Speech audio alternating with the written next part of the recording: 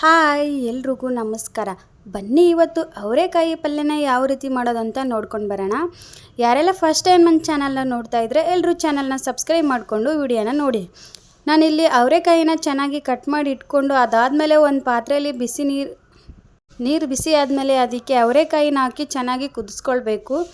ಅವರೆಕಾಯಿ ಚೆನ್ನಾಗಿ ಕುದ್ಮೇಲೆ ಅದನ್ನು ಸಪ್ರೇಟಾಗಿ ಒಂದು ಬೌಲಲ್ಲಿ ತೆಗೆದಿಟ್ಕೊಳ್ಳಿ.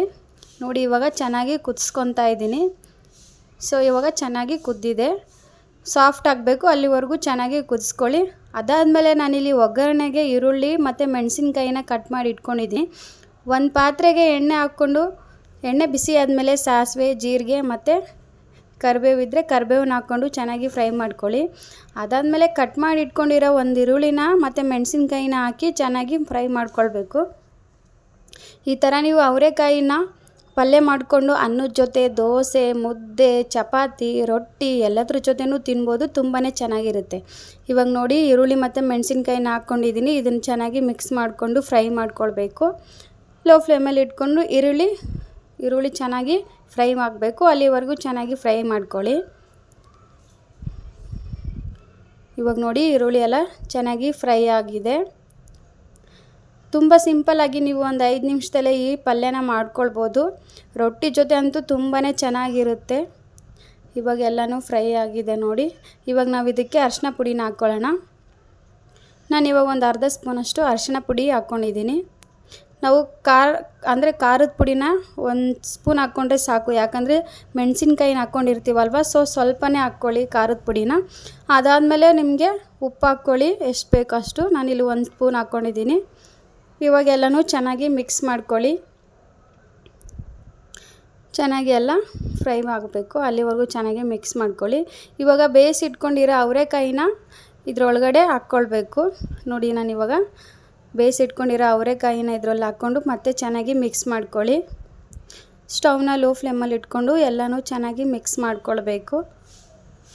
ಇವಾಗ ನಾನು ಇದನ್ನು ಚೆನ್ನಾಗಿ ಮಿಕ್ಸ್ ಮಾಡಿಕೊಂಡು ಒಂದು 2ರಿಂದ 3 ನಿಮಿಷ ಇದನ್ನು ಕುದಿಸ್ಕೊಳ್ಬೇಕು. ನಾನು ಇವಾಗ ಚೆನ್ನಾಗಿ ಮಿಕ್ಸ್ ಮಾಡ್ಕೊಂಡಿದ್ದೀನಿ, ಕುದಿಸ್ಕೊಳ್ತೀನಿ. ನೋಡಿ ಇವಾಗ ನಿಮಗೇನಾದರೂ ನೀರು ಬೇಕಂದರೆ ಒಂದು ಸ್ವಲ್ಪ ಹಾಕ್ಕೊಂಡು ಕುದಿಸ್ಕೊಳ್ಬೋದು. ನೀರು ಬೇಡ ಅಂದರೆ ಹಂಗೆ ಸುಮ್ಮನೆ ಜಸ್ಟ್ ನೀವು ಫ್ರೈ ಮಾಡಿಕೊಂಡ್ರೆ ಸಾಕು. ಇವಾಗ ಒಂದು ಪ್ಲೇಟ್ನ ಕ್ಲೋಸ್ ಮಾಡಿ ಒಂದು 2ರಿಂದ 3 ನಿಮಿಷ ಚೆನ್ನಾಗಿ ಕುದಿಸ್ಕೊಳ್ಳೋಣ.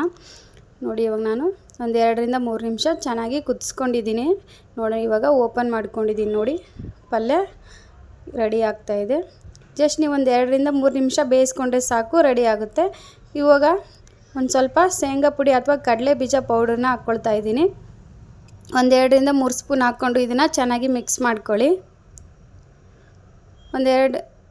ಇದನ್ನೆಲ್ಲ ಚೆನ್ನಾಗಿ ಮಿಕ್ಸ್ ಮಾಡಿಕೊಂಡು ಮತ್ತೆ 1 ನಿಮಿಷ ಚೆನ್ನಾಗಿ ಫ್ರೈ ಮಾಡಿಕೊಂಡ್ರೆ ಅವರೆಕಾಯಿ ಪಲ್ಯ ರೆಡಿ ಆಗುತ್ತೆ. ನೋಡಿ ತುಂಬಾ ಸಿಂಪಲಾಗಿ ಇದನ್ನು ಮಾಡ್ಕೊಳ್ಬೋದು. ನಿಮಗೇನಾದರೂ ಈ ವಿಡಿಯೋ ಇಷ್ಟ ಆದರೆ ಒಂದು ಲೈಕ್ ಮಾಡಿ ಮತ್ತು ಕಮೆಂಟ್ ಮಾಡಿ. ನನ್ನ ಚಾನಲಲ್ಲಿ ಬೇರೆ ಬೇರೆ ರೆಸಿಪಿನ ವಿಡಿಯೋನ ಅಪ್ಲೋಡ್ ಮಾಡಿದ್ದೀನಿ. ನಿಮಗೇನಾದರೂ ಇಷ್ಟ ಆದರೆ ನನ್ನ ಚಾನಲ್ಗೆ ಹೋಗಿ ವಿಡಿಯೋಸ್ ನೋಡಿ ನನಗೆ ಸಪೋರ್ಟ್ ಮಾಡಿ ಅಂತ ಹೇಳ್ತಾ ಇದ್ದೀನಿ. ಯಾರೆಲ್ಲ ನನ್ನ ವಿಡಿಯೋ ನೋಡ್ತಿದ್ದೀರಾ ಅವ್ರಿಗೆಲ್ಲ ಥ್ಯಾಂಕ್ ಯು ಸೋ ಮಚ್. ಇವಾಗ ನೋಡಿ ಅವರೆಕಾಯಿ ಪಲ್ಯ ರೆಡಿ ಆಗಿದೆ. ಇದನ್ನು ಸರ್ವ್ ಮಾಡ್ಕೊಳ್ಳೋಣ. ನೋಡಿ ಇವಾಗ ಸ್ಟವ್ ಆಫ್ ಮಾಡ್ಕೊಂಡಿದ್ದೀನಿ ನಾನು. ರೊಟ್ಟಿ ಜೊತೆ ಇಲ್ಲ ಅನ್ನದ ಜೊತೆ ನೀವು ಸರ್ವ್ ಮಾಡಿಕೊಂಡು ತಿನ್ಬೋದು. ಸೊ ಎಲ್ರಿಗೂ ಥ್ಯಾಂಕ್ ಯು ಸೋ ಮಚ್.